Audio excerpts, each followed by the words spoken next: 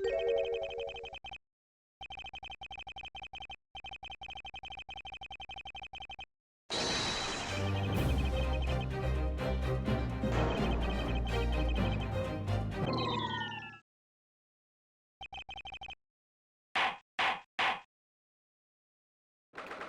everyone. Welcome back for some more Great Ace Attorney Resolve. We're continuing with the trial. Hi, you're close. That would have been scary with the 3DS. Would have been like that man was right in front of your face.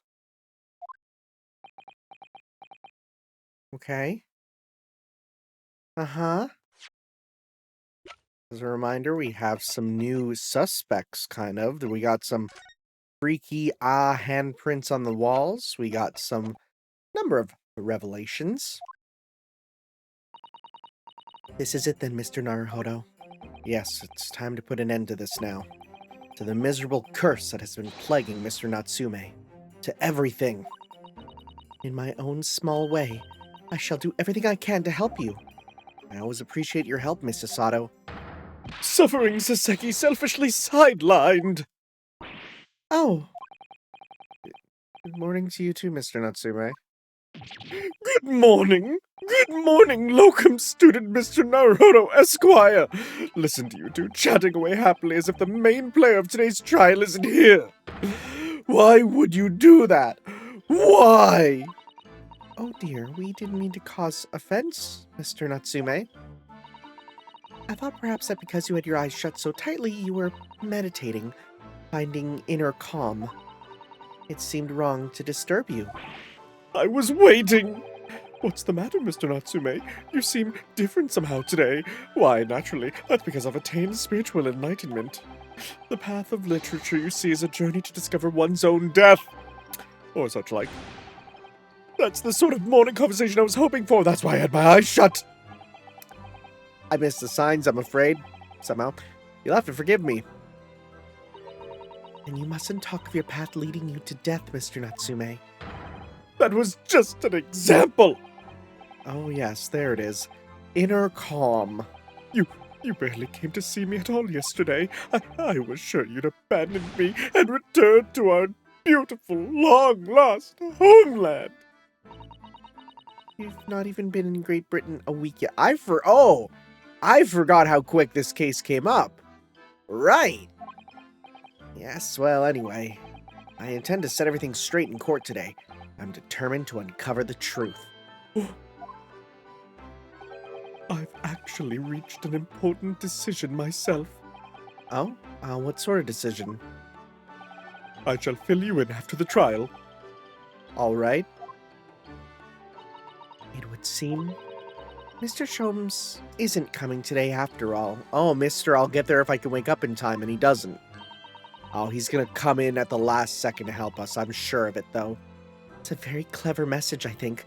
My dear fellows, you must win this battle on your own merits. It's a very clear message, I think. And he's overslept again. The great detective. My arch nemesis. Long may he stay away, if you ask me. Defendant and your legal representative. The trial is about to begin. Make your way into the courtroom immediately. Okay. Guess we're going in. Today, once again, we face the Reaper. And when the Reaper stands for the prosecution, the defendant's fate is sealed. But I don't believe in that legend any more than I believe in Saseki-san's curse. The truth is hidden here somewhere, and I won't let it escape me. I have to keep believing in my client, and keep fighting to the very end, that's all.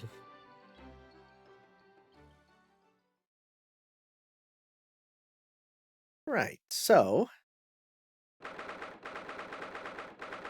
9:40 a.m. That is... It's a little early. It's gotta get there. There's no cars. In the name of Her Majesty the Queen, I hereby declare this court to be in session. I call upon the counsels for the prosecution and defense to declare their willingness to proceed. The prosecution is ready. Yes, the defense is ready. Very good. But now I call upon the 6 ladies and gentlemen of the jury, chosen by lot to represent the will of the people in this trial. Are you ready to proceed? Absolutely. Justice will be done, you mark my words. I feel obligated to say, I feel especially ruthless on days when my hat is sitting just right. Oh, well, I wonder if you could adjust my hat for me. And please, be as ruthless as you like. Thieves deserve to die, if you ask me. Especially gas thieves. I've no sympathy for the man at all. Look, I said it yesterday and I'll say it again now. I don't have time for this. I got my own problems. Oh, may the Lord show us all the light here and lead his flock to righteous verdict again today. This is funny, because this guy's like hyper-religious, but there was a character who was super religious in Ace Attorney 1. Yeah. Damon Gant was supposed to be, like, in the Japanese version, he's super religious, which was changed to, like, well, old chum, how have you gone swimming recently? Like, it's been changed to swimming. It's a bit of a strange thing, but that's interesting that for this one, they're like, nope, religion. Now, Lord Renzies, what can you tell us? You're all caped up, buddy. The prosecution's report, please, for the court. In relation to the theory expounded by the defense yesterday regarding the defendant's tea. So he does have the results. You know, it asks something you don't get a whole 10 seconds to do a whole thing. Oh, here we're doing a bunch? Okay, what are you doing? Before the prosecution delivers the black news about the black tea belonging to the black guard in the dock. Pray, allow me a moment to savor a liquid of a more sanguine hue. In fact, I'll defer to the good detective for the report. Here's to you, Inspector. Yes, sir. Thank you, sir. As indicated by the defense, we found a bar of soap just outside the victim's window in the snow. And there was indeed a frozen reddish liquid in a little depression on the top of it. Yes, that's the tea! That's the tea, sis! I say, with my long nails and hot Cheeto. That's what Mr. Natsume brought with him that night. Well, the brains of the yard analyzed it, and yes, you're right. It was tea. And there wasn't a trace of strychnine or any other toxic substance in it. Great. If only we had our own device or thing that could turn tea to be evil if it had the poison in it. No poison at all. In other words, the tea that the defense brought with him to the victim's room is innocent. Oh, wait, no, we wanted it to not be there. Right! Frick, what am I saying? Yeah, the fact that there's no poison is good. But now we have to find the poison, obviously.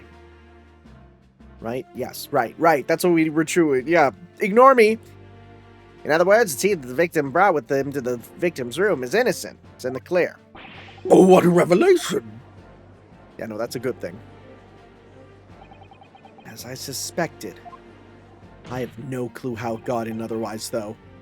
This makes it quite clear. The defendant, Mr. Saseki Natsume, is blameless. Okay, never mind. My learned friend is jumping to conclusions again. A typical Nipponese reaction. Why, a bit early in the morning for racism, isn't it, buddy? Yes, it's true, no poison was found in the few drops of liquid recovered from the soap on the window ledge. But what logic is that? Would you take a draught from the Thames and conclude the water in the ocean isn't salty? That is not how it works. You're stupid. My word! The water of the ocean is extremely salty, Counsel. Yeah, yes it is. Okay. Exactly. Unfit for drinking. Just as the victim's tea was on the night in question, as the court had already heard. Bitter was the precise word from the lips of Mr. William Shamspeare. Yeah, that's because it was unsweetened Japanese tea. What do you expect, buddy? The only word to describe it. Whom the prosecution now calls back to the stand. Oh boy. Well, we're going right in with him, huh? Very well. I will uphold the prosecution's request. Mr. Shamspeare. Yes, it sounds like we're going to have another confrontation with our theatrical friend. Bailiff, show Mr. Shamspeare to the stand.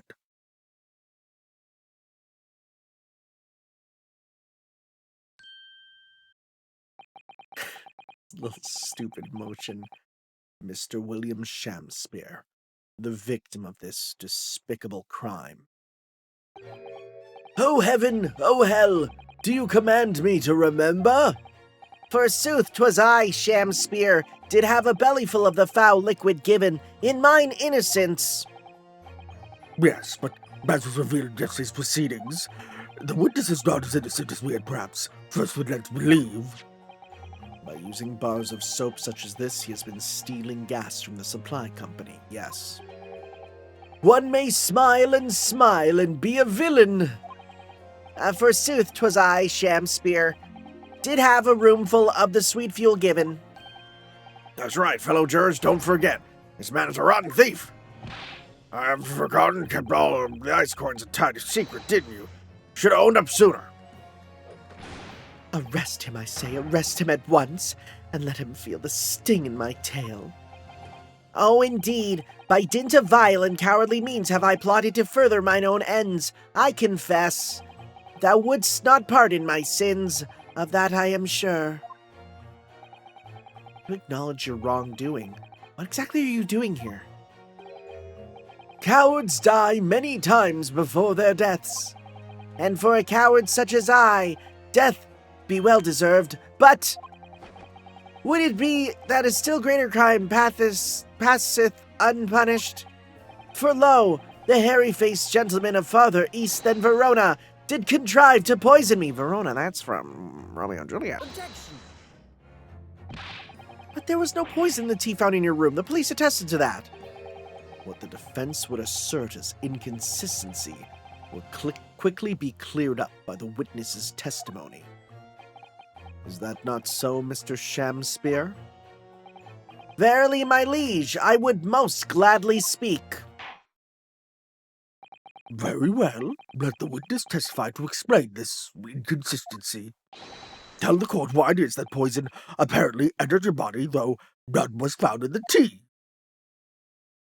What are we doing? Okay.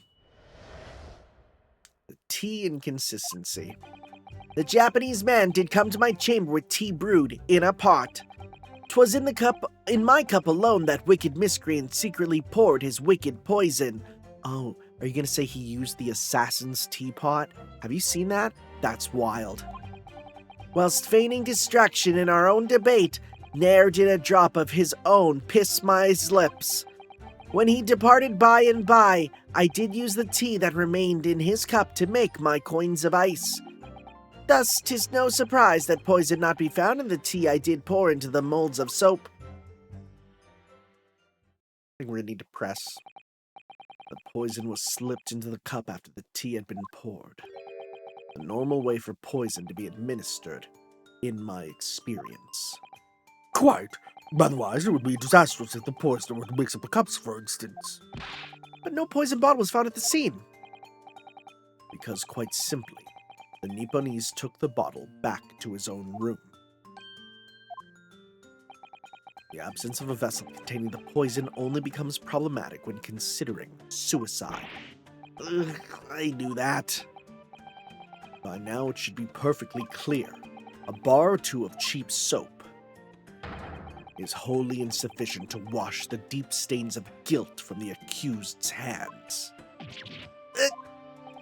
Sirs, madams, 'tis true that I, Shamspeare, be a common thief of gas. But, listen here, ladies and gentlemen. Just gotta straighten that shit out first. Okay. Wherefore would I lie? Verily, I have no cause. I have naught to lose. That's good, actually, because wherefore means why. It doesn't mean like where. Not where would I lie, but why would I lie? Good. They know. They're learned. Well, I do declare.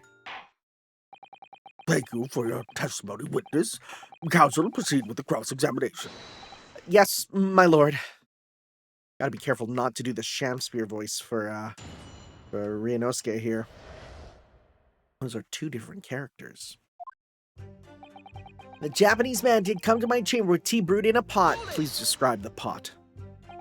I understand that you are already acquainted with Mr. Natsume, is that correct? I know thee not, old man, fall to thy prayers. Do I know thee, or know thee not? Methinks 'tis all I can know, that thy destiny mingles with mine. You lost me at the first thee. Zounds, sir, thou must learn the English tongue afore thou turns thy hand to lawyering.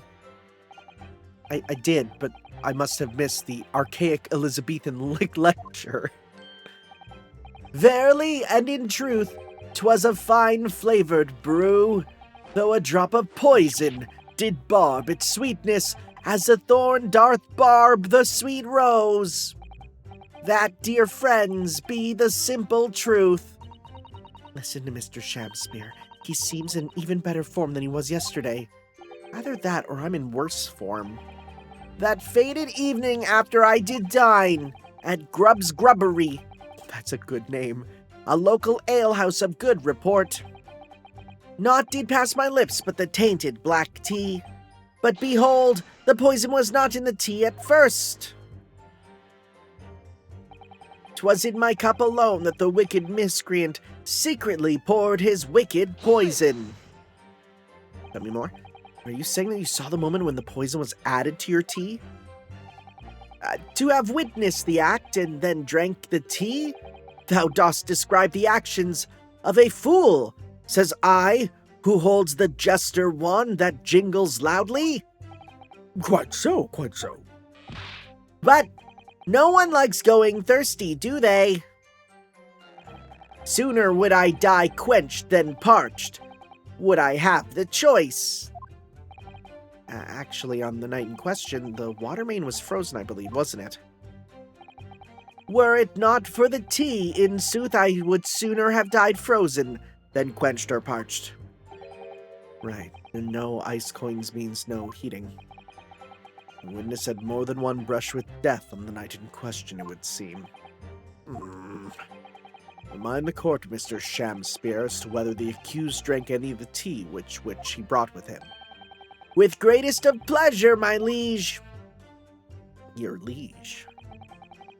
Well, feigning distraction on debate, ne'er did a drop of his own Pass his lips. That's just wrong. We know that's wrong. We literally know that's wrong. But the teacup Mr. Natsume drank from was found completely empty at the scene. And let's not forget the defendant's maxim, drink tea while it's hot. I did gulp from the poisoned cup that night, and in mine agony did I writhe uncontrolled. In fits of pain I did knock the fellow's cup, and its contents spilt as blood from a gaping wound, methinks. Though certainly 'twas after I had made the coins of ice from his tea. An upset cup was found on the table that the victim was slumped over. There is no contradiction here. It's true, there was no tea left in either cup we found at the scene. But still, something about this statement is troubling me. Yeah, of course, I know what it is. It's Mr. Natsume's wise drink tea while it's hot maxim, isn't it? No, I'm not sure that's it. Thank you, witness. Now reiterate for the court what it is that occupied you after your guest had left and before you drank your tea. When he departed by and by, I did use the tea that remained in his cup to make my coins of ice. Yes, so that you could cheat the gas company, in fact. Isn't that right? To cheat, or to die, 'tis life's only choice. Yes. Faith, to cheat be the wise choice, and mine occupation be not an ugly one. Prithee, dost thou not see beauty in the simplicity of the ruse? No, I don't, and be very sure, sir. Once this trial is over, Altamont Gas will take you to task over this legal task. I shall not run. I shall not hide. Sooth to say, I have nowhere to run, nor to hide. But, my lady, what wouldst thou with this pitiful player? Oh, I'll tell you what I'd like to do with you, starting with the shoddy shirt on your back. 'Tis time for a Shamspeare dance! What a dance it is. What a harsh world we live in. Yeah, maybe if you just paid his damn gas bill. The thieving of the gas was addressed in yesterday's proceedings. The prosecution calls on the defense not to muddy the waters with irrelevancy. Consider that a warning, counsel. Yes, my lord. Why am I the one in trouble here? Mr. Shamspeare, after the accused returned to his own lodgings, used his tea to make your coins. Is that correct? To cheat or to die. I did make my choice many moons ago. Thus, 'tis no surprise the poison not be found in the tea I did pour into the molten soap. If, having first made your special coins, it was after 2 in the morning when you collapsed, I mean you can't have drunk any tea yourself until around that time. Once ensnared by literary debate, naught else can be found in the furrows of my mind. The debate about Romeo and Juliet, you mean? And who was the stronger of the two? Hey, I just watched Romeo plus Juliet for the first time. That movie owns. What the hell? Rightly did I pay no heed to the tea as I wrestled with the abominable fellow. I don't remember debates like that when I was studying. Are you suggesting that neither of you actually drank the tea whilst it was hot that evening? My lord, wouldst thou be privy to some Shamspearean wisdom? Husband, wife, and tea, ought I tepid be? Okay. Ah, yes. So very true. Everyone has different preferences when it comes to tea. I think you might have interpreted that wrongly. Yeah, that's So it's been proven that there was no poison in Saseki-san's tea. That should be hugely in our favor. But the atmosphere in this courtroom today got weird vibes, right? Feels so everyone is against us, Mr. Naruhodo. Must be the Reaper's poison. I pray that if we don't find a significant flaw in his testimony somewhere, the jury will pounce and find Mr. Natsume guilty. It feels like we've jumped into the fire here. There's a third one, right? Ne'er did a drop of his own pass his lips.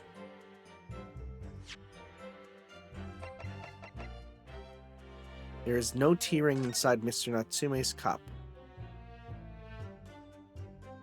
You're not? But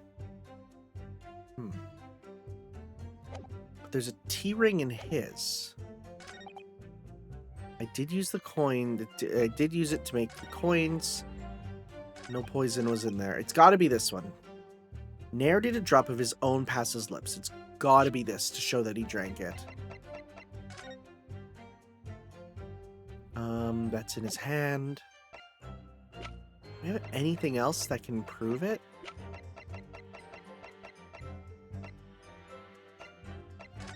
I feel like it's just got to be this. But I'm not 100% certain how it's going to work out, so I'm just going to do this here. Let's see here. Funnily enough, it's the adventure of the Clouded Croaker I'm saving over. Let's try this one. Objection! Ah! You claim that Mr. Natsume didn't drink a drop of his tea on the night in question. If he didn't drink it, there would be a tea ring. That's what it is. But that's impossible. How? Chop logic, that seems bad. I wouldn't say that. That seems... that like a pun on like chopstick? Man, I don't know. What is this, ye dark, ye clad fiend? 2 teacups from the scene. One used by the victim, the other by the defendant. Have a clear difference between them.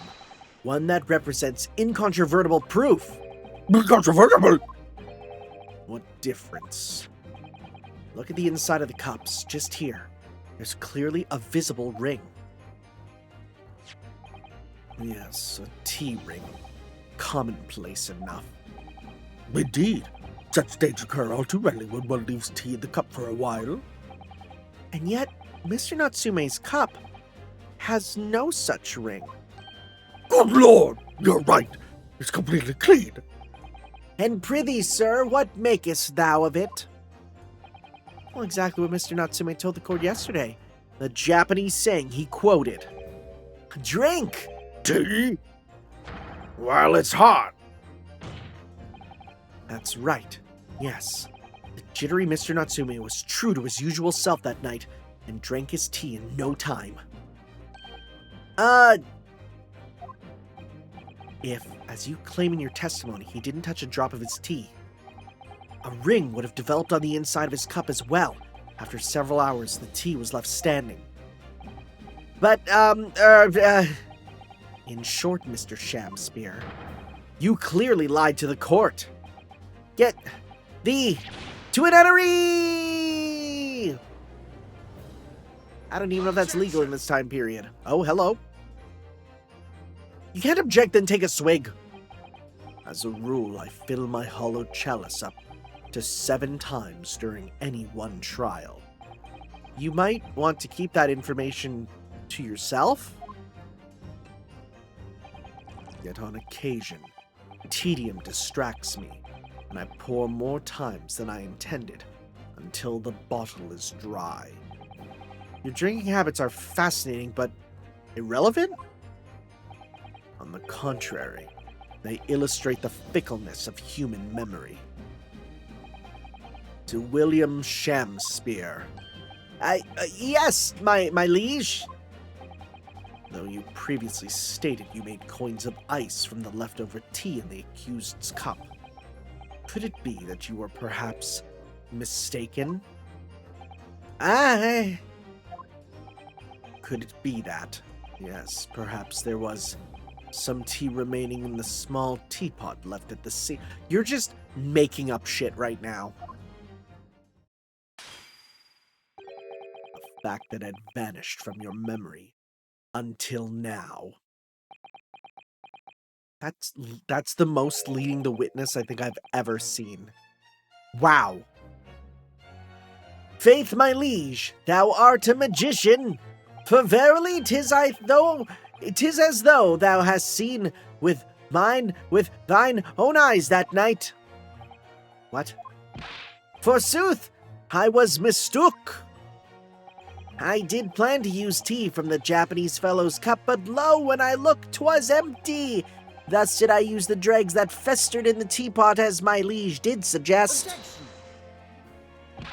And you've just suddenly remembered now that you made a mistake before? Are we supposed to believe that? Objection!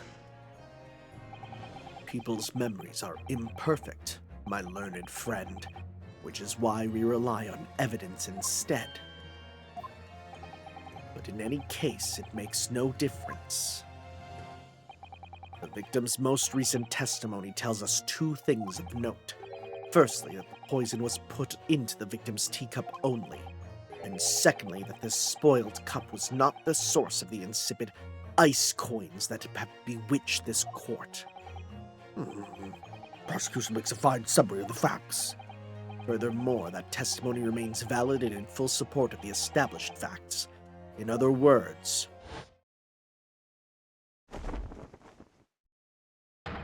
the inconsistency claimed by the defense simply does not exist. No, What does that even mean, then? I don't declare it means that there's no issue with the gas thief's testimony. Apart from the bit about his thievery, yes, obviously. my lords and ladies of the jury. Lords, ladies, and gentlemen, I do solemnly swear, after I did dine at Grubb's Grubbery Ale House that night, naught did pass my lips but the black tea given by the Japanese, whom's back be stooped as low as death. But what did you dine, sir?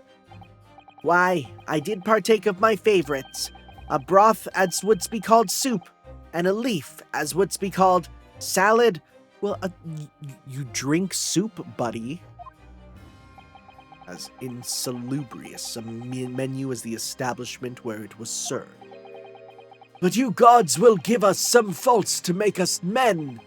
Willingly would I suffer what punishment 'tis seen fit to serve a wicked thief of gas. But I pray ye wise and noble fellows, ne'er forget the simple truth. That be one thing, and this be another. Jurors all, your humble servant Shamspeare doth entreat you, punish the Japanese fellow for his sins. My lord, who's this? Oh, is that him? Oh. If I may speak, my lord. But yes, Mr. Foreman. I believe we may have been duped by that rotten defense lawyer. Oh no. Why, me? I do declare that you may be right. Oh, we all know that waif there was making coins of ice to keep himself warm. His lawyer lad says if he's stealing gas, he deserves a dose of poison, eh? He's been leading us up the garden path, that's what he's been doing. I really never said anything like that. What we just heard from the victim there has opened our eyes again. We've reached a decision this time, and we won't be swayed from it. The court acknowledges the pawn position of the jury foreman and will duly hear the jury's findings. But no, you can't yet. Ladies and gentlemen of the jury, you will state your decisions now. Guilty! Guilty. Guilty. Guilty. Guilty. Guilty.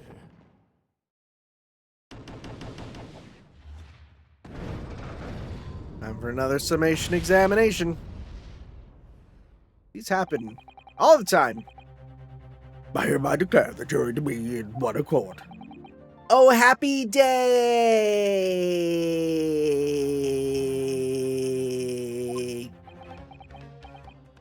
I forgot I had to click to get him to stop. How is this happening? My lord, the defense asserts its right to carry out a summation examination. Very well, the court reports the defense is right. Typical. My learned friend is unable to accept the obvious truth. The trial will therefore enter its second summation examination immediately. Jurors, the court calls upon each of you to state the grounds upon which you find the defendant guilty of the crime of which he is charged. All right. Back to this. I'm gonna move my chair up. Get cozy. A man of logic, me, and having considered all the evidence, the defendant must logically be guilty. I do agree that gas is far too expensive. I can quite understand why the man would want to avoid paying. Huh, the stuff explodes and it can poison you. It's absolutely lethal, gases. I'm sorry, you're saying gas can poison you? How interesting.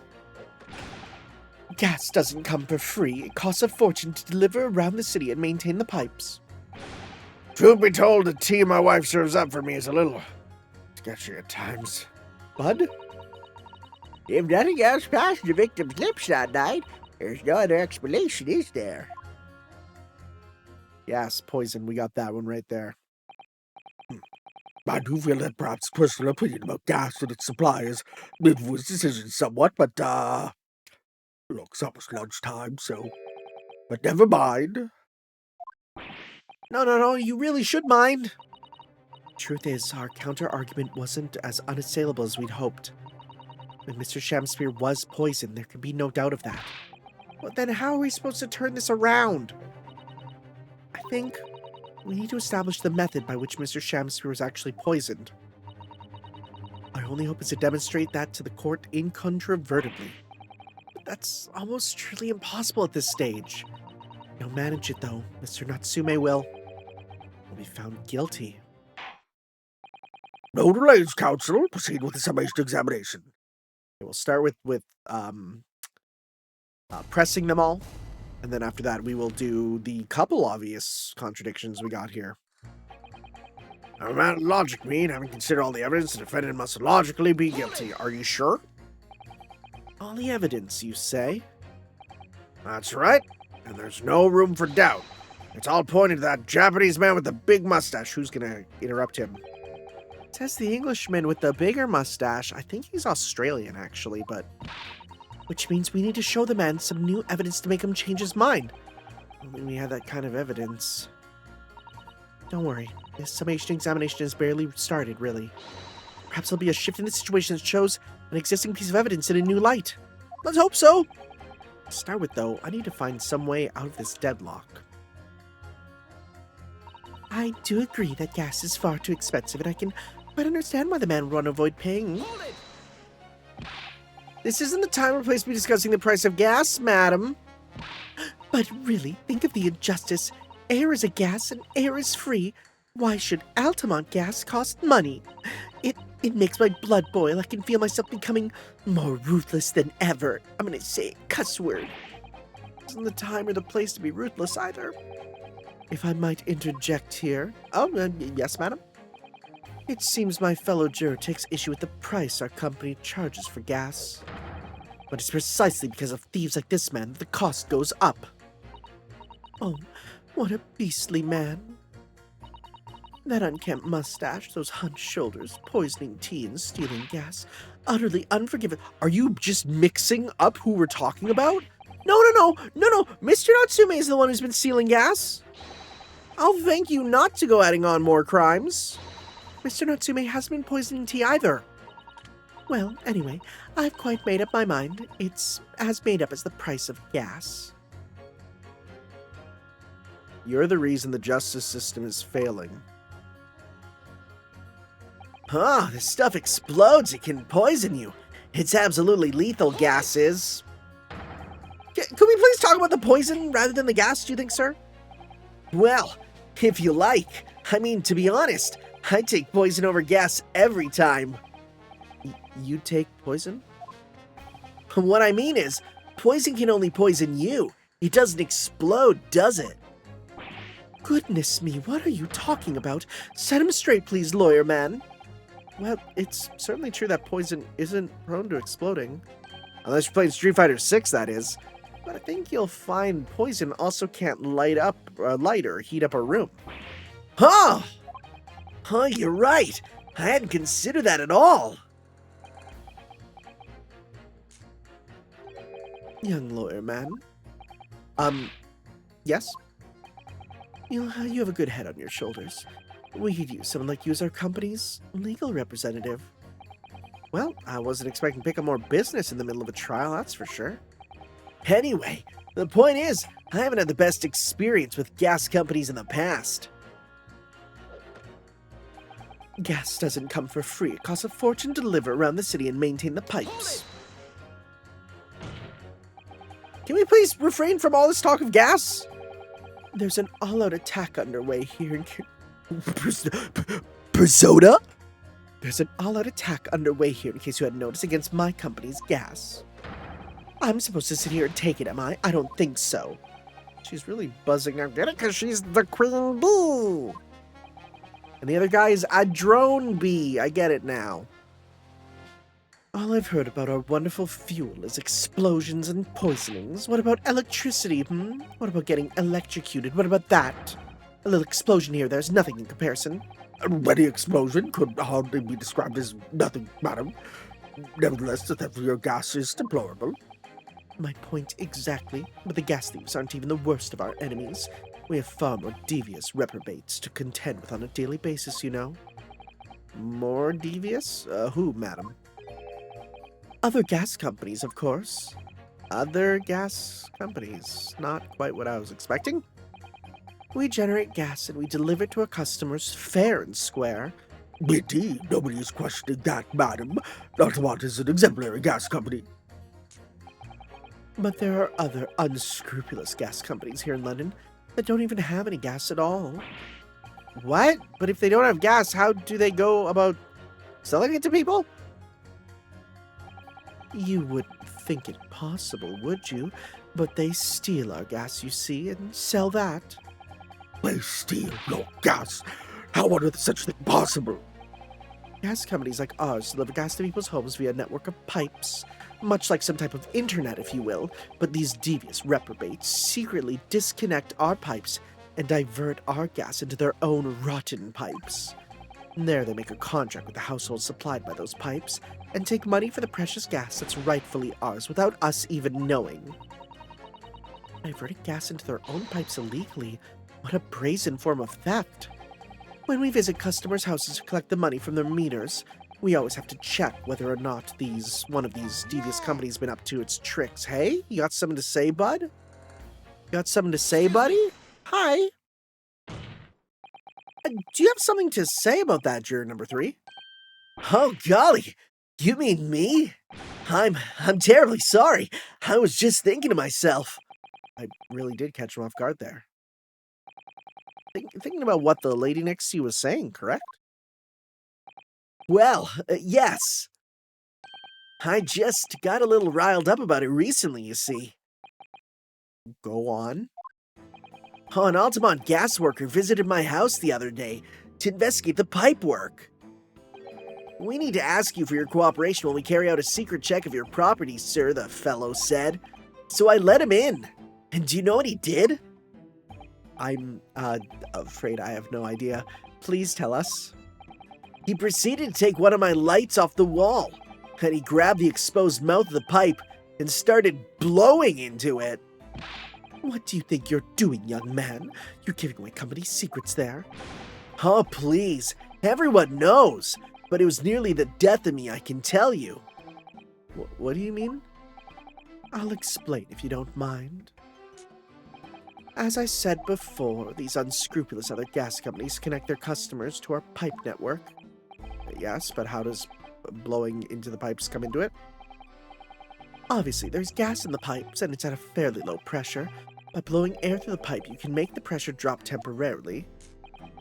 And if you do that, any lights connected to the same pipe will flicker for a moment. Okay. Okay. Oh, I see. In other words, if upon blowing into the pipe the lights of an adjacent property that has no contract with your company flicker, you can know that these devious scoundrels have been meddling with your pipes. Exactly, my lord. That's it in a nutshell. It's the reason why we have teams of workers going around neighborhoods to investigate which lights flicker. The trouble is, the particular worker came to my house didn't know the strength of his own breath. He blew down the pipe with all his might, and you can guess what happened, can't you? Well, if he blew hard, then... Wait, you mean... That's right. The lights didn't just flicker. They went out, along with the stove. Gas started pouring into the house. What a disaster. The gas supply must have been interrupted briefly because the man blew too hard, so the flames went out. I'm afraid I yelled at the fellow. Are you trying to kill us all? I said. So by disconnecting a lamp and blowing into the exposed gas pipe, it's possible to extinguish lamps in a stove connected by the same network of pipe. Wait a sec.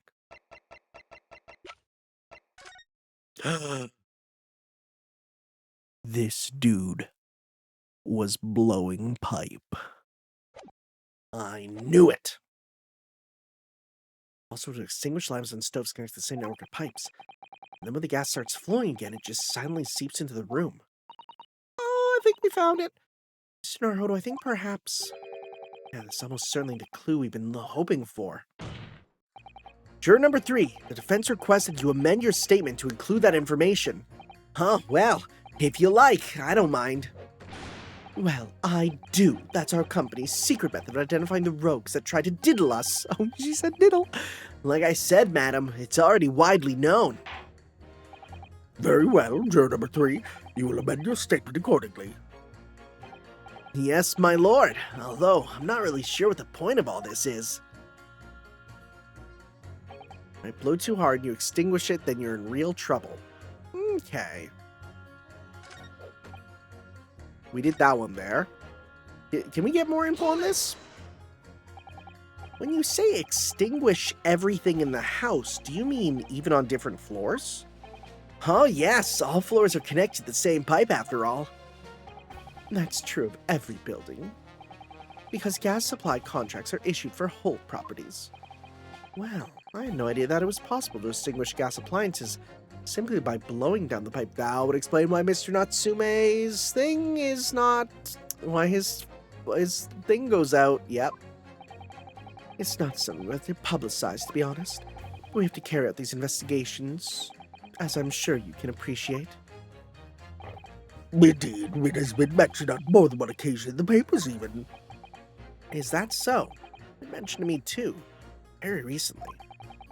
An incident involving the gas stove going out inexplicably, almost leading to someone's death. Mr. Naruhodo, I think perhaps, it's finally starting to fall into place. The secret link that joins all these strange occurrences, except for the people outside and olive green and stuff. Where does that come in? I don't know yet. Okay. What do you have to say about your wife? You mean it's poisoned? That's right. It's happened a tiny few times now. This is most troubling indeed. It's always days like this one when I don't get any wages. I get in at tea time, see? And when I see her doing it, my wife, she gets that devilish look on her face and she slips some white powder into my cup. That's sugar, buddy. And you drink it anyway? I was brought up proper, I was. If someone gives you a cuppa, you drink it. And what happened to you? What did it taste like? It was god-awful, believe you me. Salty as hell. Oh, salt. Oh, that's even worse.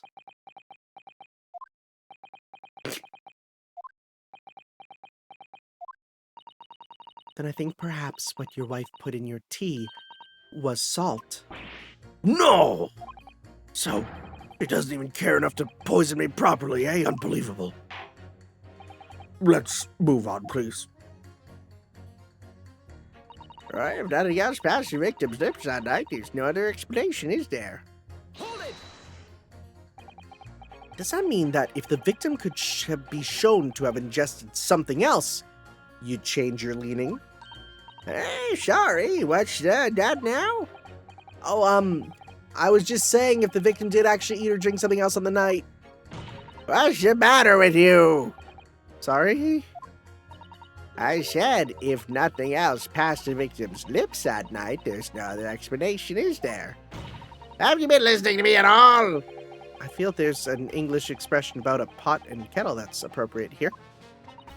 Compared to the other jurors who don't even appear to have anything to say about the case at all, it would seem that this elderly gentleman has been listening to the proceedings far more intently. I suppose the trouble is, he has selective hearing. Exactly, but still, this juror may well be the key to the breakthrough that we so desperately need. Okay, I think I see what we're doing. This is hopeless. There's no way for me to appeal to these people. I do think that the only way we shall overcome this difficult situation is by exposing the way in which Mr. Shamspeare is really poisoned. Well, we know this now. He backfired. He backfired from the thing there. This is Mr. Natsume's tea. Yes, the trouble is, I have absolutely no idea how it did happen. Nope, I think we have a good idea. What if perhaps there's something you might have forgotten? Oh, like what? It's important to watch everyone involved in yeah, we did that there. Nope, we know exactly what to do. We did that. Nope, we're good. We did that already. Nope. Nope, it's fine. We're good. No need. We did it already. Actually, I don't think there's any need. It's vital that we start trying to change these jurors' minds as soon as possible. Of course, I'm sure you're right. If you decide you would like your memory refreshed, you need only ask Mr. Yeah, I'm good. I played both games. Okay. Gas is expensive. Blow too hard and you extinguish everything. Gas doesn't come free, so it's gotta be... Well, first off, let's hit that save, just to be careful. Because I like having full HP. It's nice. It makes me look smart. So I'm gonna say this with this, right? Blow too hard. Nothing else past the lips. Boom. Got it. Those two statements clearly contradict each other. Oh, good gracious. Do say which juror for counsel. Juror number 6. Did you hear what juror number 3 just said? Right. Yes, of course.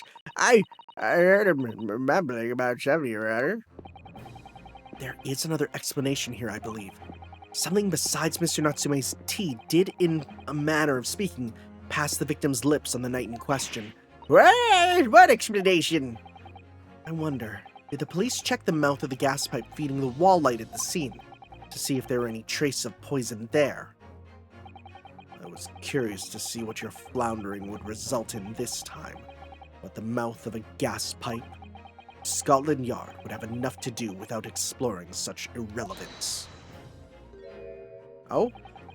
What a piece of work is a man! What are you trying to say, Mr. Shamspeare? What speakest thou? Prithee, is it not strange and strange? That is what I say to thee, sir. I thought I'd been quite clear, but let me put it another way.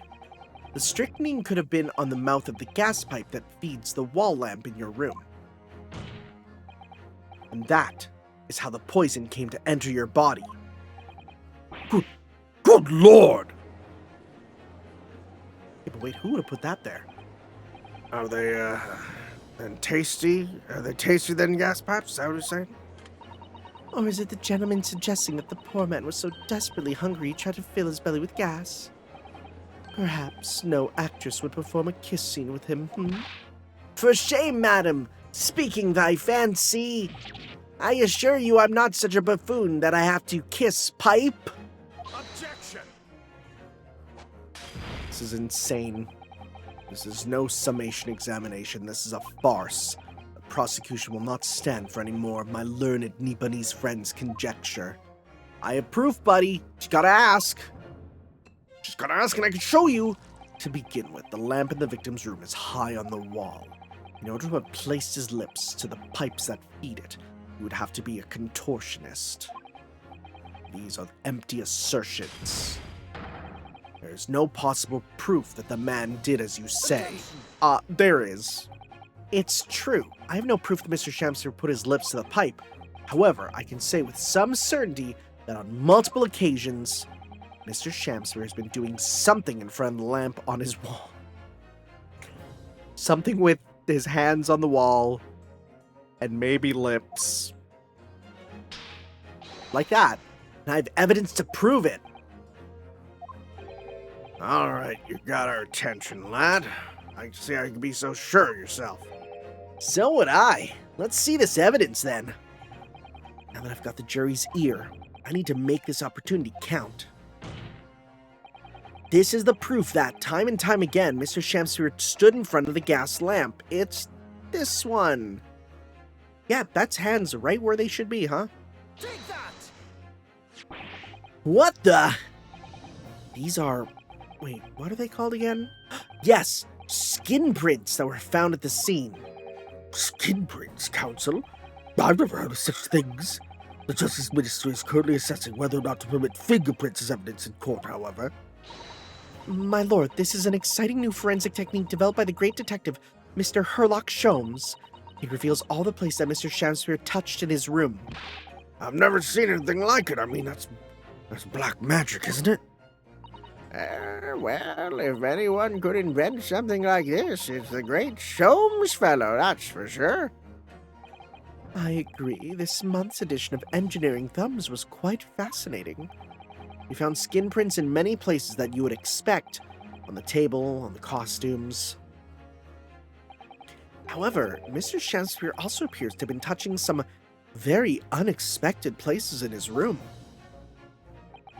For example, here. Around that hanging picture there, indeed multiple handprints appear to be visible. Well, I wonder, could he have been appreciating the artwork perhaps? At first, my colleagues and I thought the same. However, imagine standing with your hands where those prints are, and you would find yourself directly in front of... Ha! I don't believe it. The gas lamp.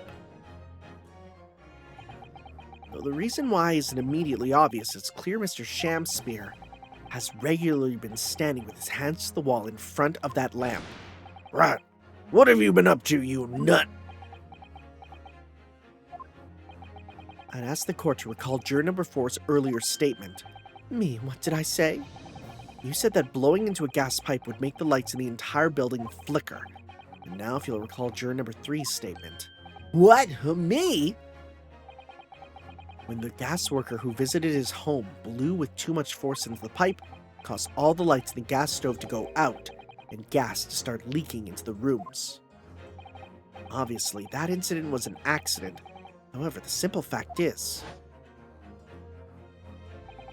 if Mr. Shamspeare would have blown hard in the gas pipe here in his room, he could have extinguished every other light and gas stove in the building at will. Crikey! Are you suggesting that the man purposely caused the gas to... Objection! Oh? Yo, he sounded mad, even though it's the exact same sound clip, but he sounded mad. Whilst I acknowledge that the prosecution is required to remain silent during a summation examination, I must toast my learned friend's utter disregard for the letter of the law. Oh, so like, you're allowed to break rules whenever. What is the meaning of this, Lord Van Zeeks?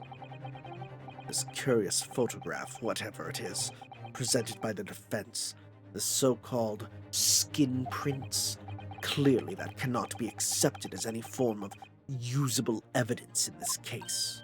But it's an exciting new forensic technique developed by a great detective. It's nothing. A mere toy developed by an amateur sleuth with too much time on his hands.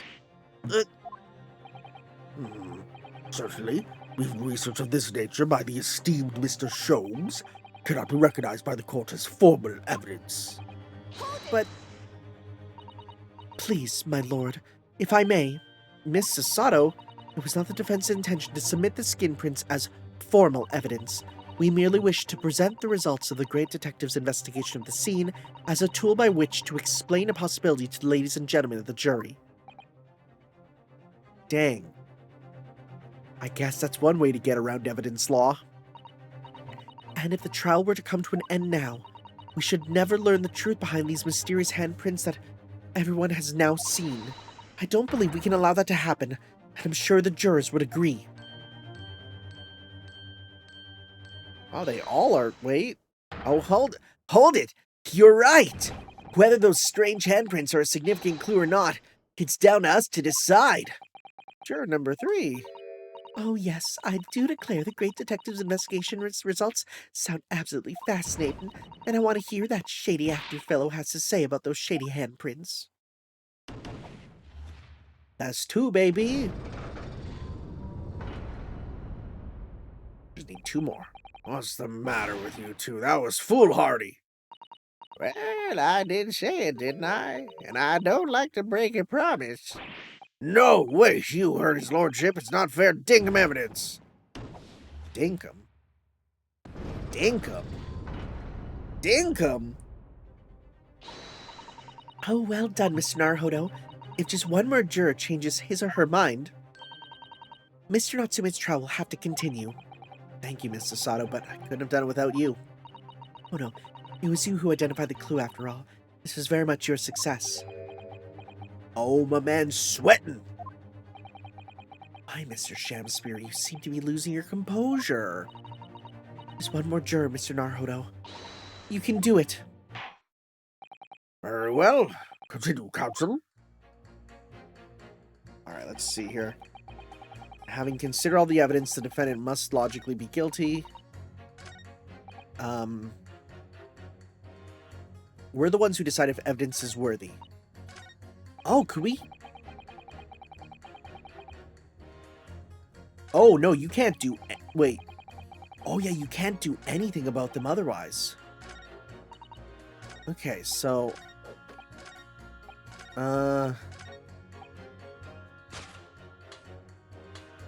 Oh, man, okay, yeah. Let's talk to you a bit more here. Let's press you. Is this going to be different or the same? Oh, this is different. All the evidence, you say? That's right. There's no room for doubt. It's all pointed at that Japanese man with the big mustache. Says the Englishman with the big mustache. The defense just demonstrated another possible explanation for the events on the night in question. What do you make of that? What? Their so-called skin prints? It's an exciting new forensic investigation technique, developed by the great detective himself. The numerous handprints on the wall are clearly out of the ordinary. And if Mr. Shamspeare had indeed put his mouth to the gas pipe on the night in question, It can't be denied there's a possibility to where the poison was. Well, yes, I won't deny it's playing on my mind. But as the prosecution rightly says, we should pay no heed to unacceptable forms of evidence. And besides, Yes? even if the fellow has been up to some mischief with the gas pipe dozens of times before, doesn't mean he got up to the same shenanigans on the night in question, does it? Oh. If you can't make your case better than that, I'm afraid I can't change my stance. You do make a very valid point, sir. What? Ah, that's true. Perhaps I was a little hasty. No, wait. Look, you got your chance here, haven't you? It's time you prove your theory. If you and your Japanese cohorts can, that is. Just leave our nationality out of this, please. Mr. Naruhodo, if we can't substantiate our position, I'm afraid the jurors that changed their minds before may very well change them back. What can I do? Is there any more proof I can give here? Can I show that Mr. Shamspeare really did blow on the gas pipes on the night in question? Ooh, goodness. Proof that he blowed on it in the night. We have the box there, right? That's a thing. That's pretty important, I'd say. Right? The box was there. I think that might be evidence, right? Why would the box be there otherwise? Right? Maybe? Let's try that. Unless there's testimony, but I don't remember later I don't remember if there's testimony for that. Let's try that first. Naturally, I can provide evidence to support the defense position. Very well. We will present the evidence now, counsel. For evidence to support your claim that the victim blew down the gas pipe in the night in question. It's this. Take that! Well, Mr. Foreman, what say you to that? Nope, that's not it. Nope. Okay. It should have been very obvious. The fact he's giving us the use testimony thing, when, like, that's not a thing we've done before, so that's a new thing. Let's try that. What about testimony? No, in truth, I don't have evidence to support my theory. However, there is witness testimony that substantiates it. What's that? Testimony? Oh, this is incredible! Whose testimony? Yes, it's all connected. Everything is linked. This is the right one. A person whose testimony revealed details about the gas. Oh, frick, you think I remember this shit? Oh, no! I'm gonna assume... Oh, freaking, I don't remember. Okay.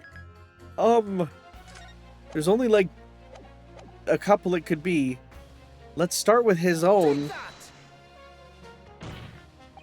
Well, Mr. Foreman, does that convince? Nope. Oh, wait. Is it meant to be saying that he went up to his, when Mr. Natsume went to his room and it was cold? Take that! Ah, that's what it is, right. Obviously, I'm talking about the defendant. Mr. Soseki Natsume himself. A defendant? At the very beginning of the proceedings here in court yesterday, Mr. Natsume said the following. My lodgings! There's been a whole series of strange happenings in my lodgings! Even on that fateful night it happened. When I returned from Mr. Shamspeare's room, I lit my gas stove and climbed into bed. But before long, the stove went out, and somebody tried to kill me! On the night in question, the gas in the defendant's room went out. So I asked the court, is that a mere coincidence or not? Oh, good golly. Oh, so that Shamspeare fellow blew air into the gas pipe to make the man's stove go out on purpose. Now hold your horses there. Why would he do that for? Boy, he sure looks guilty. Mr. Foreman, What is it, man?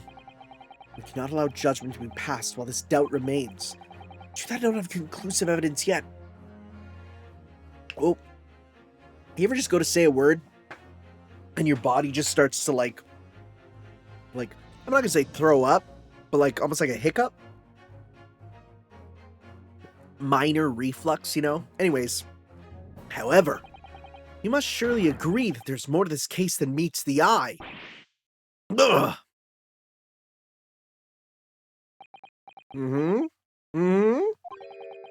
Fair enough.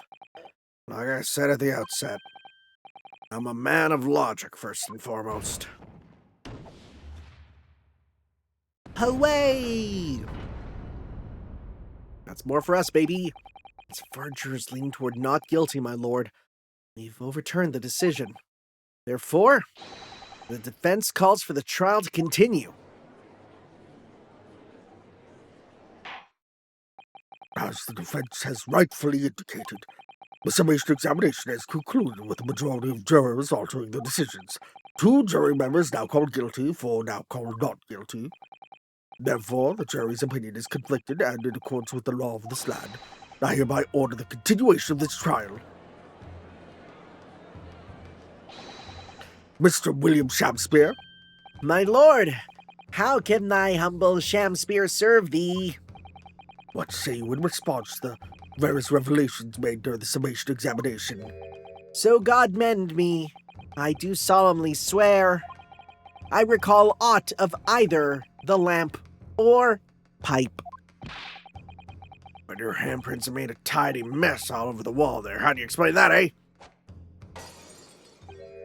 I am done with this. The dignity of this great courtroom has been sullied enough already. Juror number 5. Oh, me? As I went to some pains to point out already, a print from the self-professed detective's toy has no place in a British court of law. As such, whether or not this man did indeed stand before the gas lamp with his hands against the wall remains at this time unestablished conjecture. You would all do well to remember that. Objection! No, you? But the prosecution must concede that it would be extremely simple to verify. Just order them out the gas pipe feeding the lamp and shake Mr. Shamspeare's room to be examined. There's a trace of poison there. What appears to be extremely simple is my Nipponese friend's mind. You will recall that in order to check for the presence of poison in the tea, some remnants of the tea were required. Yes? Therefore, it shouldn't be beyond your wit to imagine that even if poison were to have been spread on the pipe, it would have completely evaporated by now, making any analysis impossible. I didn't think of that. In any case, counsel, I fail to see what could possibly have motivated the man to do as you describe. Why on earth would this fellow want to blow air to the gas pipework where he lived? There's only one possibility I can think of, and that is to use the leaking gas to commit murder. Yeah. Order, counsel. Precisely whose life do you propose this man was plotting to end? The answer couldn't be simpler. Now we've unraveled the mystery thus far. Mr. Shamspeare wanted to end the life of... Take that! Yeah. If the gas lamp were to go out, it'd be noticed immediately, of course. But a gas stove, on the other hand, could be silently extinguished by the killer without anyone noticing. I live around these parts myself, so I know what it's like. I can tell you're trying to sleep without the stove lid is pretty much suicide. You'd freeze to death in no time. Mr. Gerdeb, the landlord, has a large fireplace in his part of the residence on the top floor. In other words, it wasn't the landlord, but a fellow lodger whose life Mr. Shamspeare was trying to end. Outrageous! I'm talking, of course, about the defendant. Mr. Natsume isn't the villain in this case. He's the victim this man was trying to murder. Good gracious! Objection! The accused is actually the aggrieved. Interesting. However, the fundamental facts of the case remain unchanged. Namely, that the accused is the aggressor here. What? How can you still claim that? Let us indulge your fancies for a moment and assume that there was indeed poison on the mouth of the gas pipe. The question that then arises is who put it there?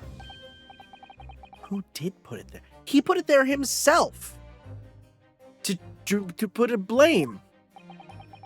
The only logical conclusion is that the person responsible was aware of this man's trickery with gas supply and his intent to kill.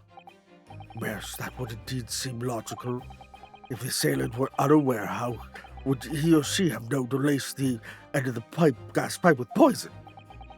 So now we must ask, how could anyone have known of Mr. Shamspeare's murderous designs? You mean to suggest? Naturally, the sole possible answer to that question couldn't be more obvious. Only the man whose life was being threatened could possibly have known. What? In other words, the person who put the poison on the gas pipe in what was a clear retaliatory attack can only have been the accused, Mr. Saseki Natsume. Whatever Mr. William Shamspeare may or may not have contrived to do, he was nevertheless the victim of a potentially lethal poison attack. And the only person who could have possibly perpetrated that attack is the accused, Mr. Natsume. The defense counsel's theorizing has failed to avert suspicion from the accused. Far from it. In fact, now that a clear motive for the poisoning has been successfully established, that suspicion is greater than ever. Would you not agree, my Nipponese friend?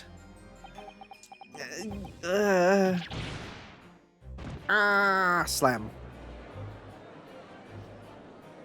Boy. Yeah, do we have any proper evidence it's strychnine? And not just, the fact that he inhaled poison? How did he manage to turn that around on me so rapidly? Mr. Naruhodo, you must respond. Otherwise the members of the jury may very well change their leanings against us again. And this may be our last chance to gain the advantage. What advantage? Well, it would seem that somebody put poison on the gas pipe in Mr. Shamspeare's room, so we must name that person now and absolve Mr. Natsume of guilt. You mean name the true culprit? I know it might sound impossible, but if we fail to do that, there's no way it's Olive Green. No. True culprit.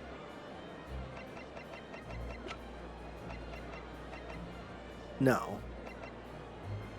Could you imagine if it was Duncan Ross? No. Apparently this name comes from just I was going to say Shakespeare, Sherlock Holmes novel. A queen bee? Queen bee? Yeah. A drone bee? Yeah, okay. Right? I think it was just him, right? He put it on himself just to be a crazy guy to try and get him. Because it's very clear. He's trying to get Mr. Natsume out of the room, right? Out of that room because he wants to live there, because in that room is apparently some jewels left behind by the guy who's dead, right? I'm assuming. I have no doubt that Mr. Natsume's fate will be sealed once and for all. As it happens, one possible culprit does come to mind. The evidence, the poison. It's all pointing to one particular person now. Right? He wanted it there. He blew into it.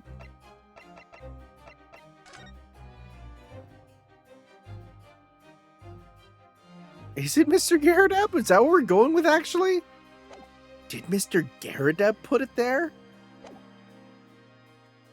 No. No, right? What? I don't know. The prosecution calls for the jury to consider their leanings again. I trust you'll make the correct choice this time, Mr. Foreman. What? Oh, don't you worry. We know exactly what... Yeah, no, stop.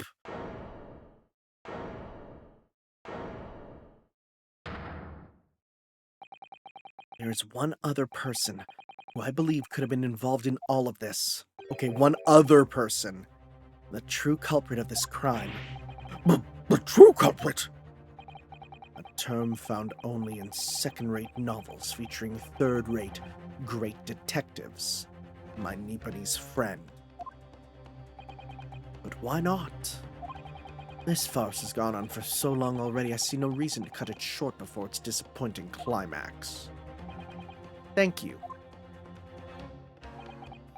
Tell us, my learned Nipponese friend, what is your latest theory? Who is the so-called true culprit of this crime? Okay, hold up. There's a couple that this might be going into that might be insane. Let's start with the one that I think is the most obvious. Is it Yerdeb? Take that! That's a no. You claim this person is the true culprit? Highly suspicious, I would say yes. That's not the one. Okay.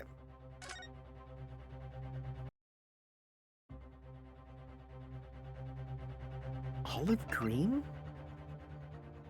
Take that! No. Wait.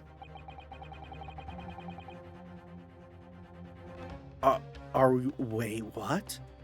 The name of the person responsible for the poison that afflicted Mr. Shamspeare is, I believe, Miss Olive Green. Because she had the poison from the hospital. I didn't even think about that. Miss Olive Green. Miss Olive Green. Truthfully, so I've heard that name in the recent past, Council, but I don't recall where.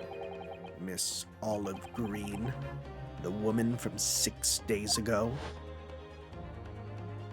Oh, this is wild. Okay, I didn't actually put that together. How would she have gotten... Okay. The victim in the recent case of the stabbing on Briar Road. An incident for which Mr. Natsume was arrested, I hasten to add. Oh, of course, yes, Miss Green. She was left comatose for some 3 days, I believe, but I usually gained consciousness 2 days ago. And I hardly need remind the court that Mr. Shamspeare's poisoning took place 3 days ago. Given that the woman was lying comatose in a hospital bed at the time, she appears to have a rather fine alibi. Yeah, where are you going with this, buddy? I didn't put this together. True, on the night the incident occurred, Miss Green was in the hospital unconscious. So on the face of it, it would seem she couldn't possibly be responsible. But still, where are you going with this? My colleagues and I visited Miss Green in the hospital yesterday, and we found her to be in possession of a bottle of poison. Good gracious, she had poison? And there's another fact that links Miss Green to this case as well. The defense requests that she be brought to the witness stand in order to explain the details to the court. Tell me, Mr. Shamspeare. My lord, pray, what be thy bidding? But are you acquainted with Miss Green? No, never heard of her. Can I be honest? Can I be real? Is this Shamspeare? Are these the same guy? Passed away a month ago. No, but he's not been around. Maybe brothers? I don't know. Judging by the look on Mr. Shamspeare's face, I think perhaps he genuinely doesn't know her, at least not by name. As the voice of Her Majesty's prosecution here, I adhere to my word. You will see my learned Nipponese friend's farce through to its conclusion. I appreciate that. The prosecution requests a short recess, my lord, in order to subpoena the witness and bring her here. Yes, Miss Olive Green.